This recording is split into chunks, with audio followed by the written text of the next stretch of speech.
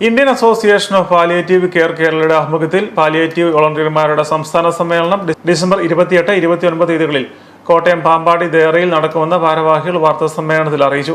കേരളത്തിലെ വിവിധ ജില്ലകളിലെ 700-ലധികം പാലിയേറ്റീവ് കെയർ യൂണിറ്റുകളെ പ്രതിനിധീകരിച്ച് 1000-ലധികം പ്രതിനിധികൾ 2 ദിവസം നീണ്ടുനിൽക്കുന്ന സംഗമത്തിൽ പങ്കെടുക്കും.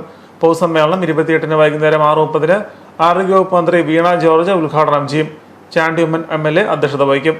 സമ്മേളനത്തിൽ സഹനവകുപ്പ് മന്ത്രി VN വാസവൻ മുഖ്യപ്രഭാഷണം നടത്തും.